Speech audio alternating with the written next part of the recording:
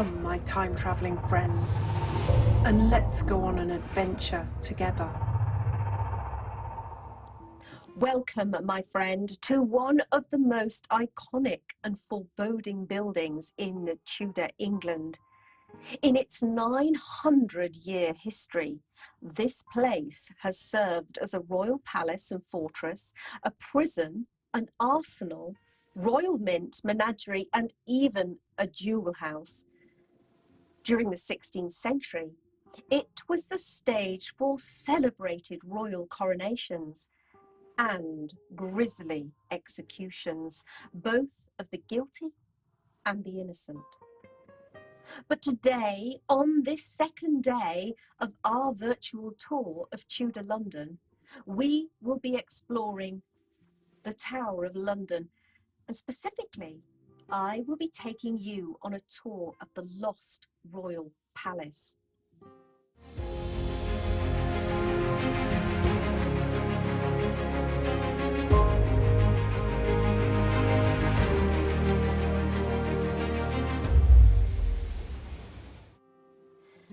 The Tower of London was first constructed by William the Conqueror, shortly after the said Duke of Normandy invaded England in 1066.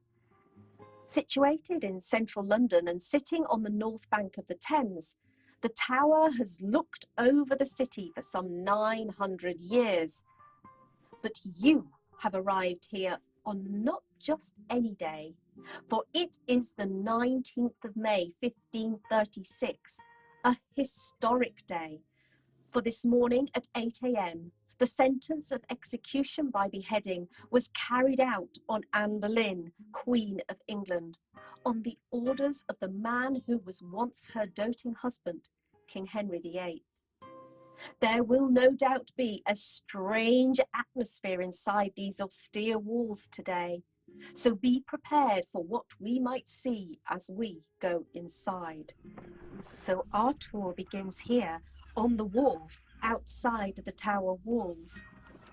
And the tower you can see in front of you is the Byward Tower, known in the 16th century as the Tower at the Gate. In the 15th and 16th century, royalty often used this as a private entrance when arriving at the tower. Indeed, it was here, and not through Traitor's Gate, that Anne Boleyn arrived after being arrested at Greenwich on the 2nd of May. And by a terrifying quirk of fate, it would be her daughter, Princess Elizabeth, who would follow in her mother's footsteps when she arrived at the Tower as prisoner on the 18th of March, 1554. And so now we have disembarked on the boat and are climbing the stairs, which today are called the Queen's Stairs, onto the wharf. And we must cross the Devlin Bridge, which spans the moat below. For in the Tudor era, this moat was filled with water.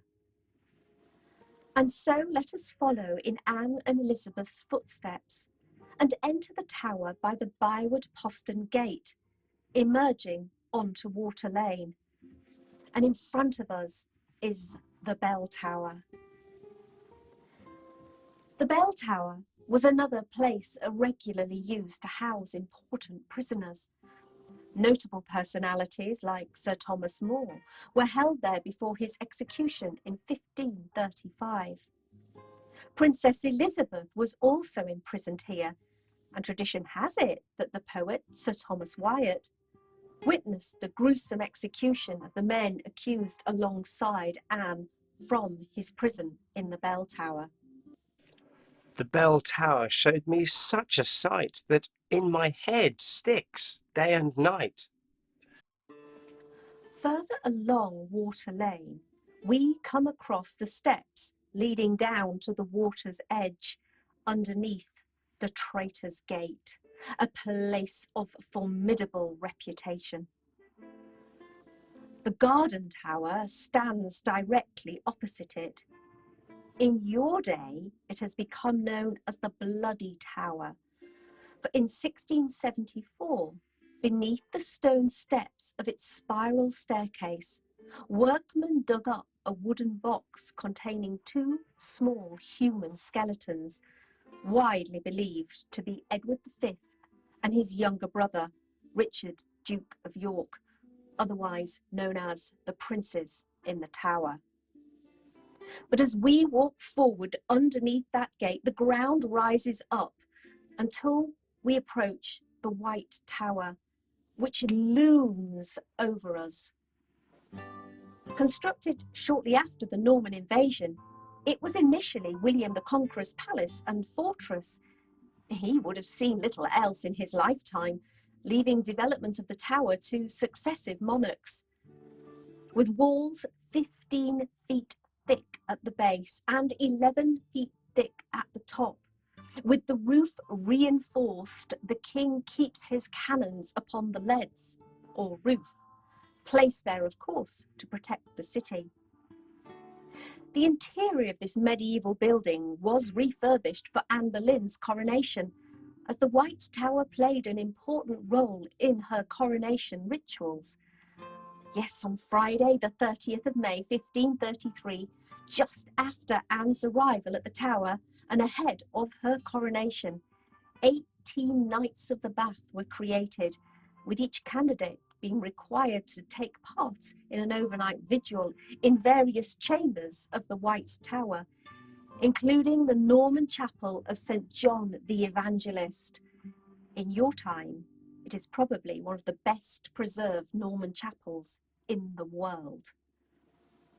But we must move forward, and ahead of us we see the grisly remains of the day. The crowd of over 1,000 people who came to witness Anne Boleyn's execution have now dispersed, except a few who loiter, but are being cleared by the burly yeoman guards. In front of us, on the north side of the White Tower, a wooden scaffold still stands, draped in black. The ground in front of it stained with the Queen's blood. There is no sign of her body, though, or the ladies who attended the Queen at her execution. I hear say that no provision was made for a coffin, and so those ladies had to wrap Anne's body and place it in an elm arrow chest, hastily mustered, no doubt, from some dusty storeroom.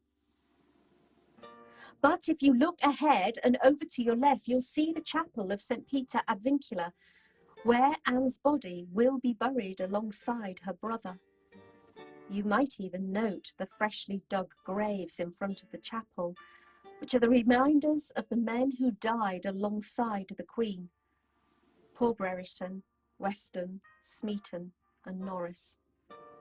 But my friend, let us leave such doleful sights behind and head into the inner ward of the castle. The entrance is just to your right, via the mighty Cold Harbour Gate. In your world, remnants of the gate can be seen abutting the west wall of the White Tower. But today we may pass beneath it and go inside the inner ward. Now, let me point out the buildings that surround you. For in front of you once existed a complex of buildings arranged around an irregular triangular courtyard. There have been royal apartments on the site here at the tower in one form or another since 1220. But during the reign of Henry II, this permanent inner ward was created, and separate lodgings for both the king and queen were constructed. This included a great hall built by Henry III. Running diagonally from the Cold Harbour Gate toward the Great Hall is a line of brick-built Tudor lodgings and offices. The 13th century hall occupies the southernmost aspect of the courtyard, while a range of buildings runs at right angles from the hall towards the southeast corner of the White Tower and the Wardrobe Tower. This completes the far side of the inner ward.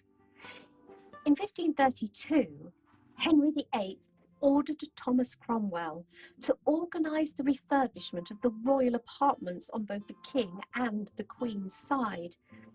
These had not been used since 1520 and were said to be wondrously foul.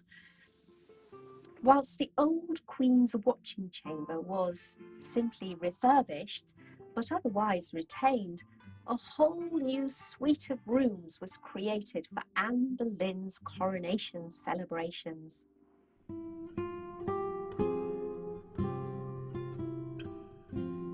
These bloody days have broken my heart.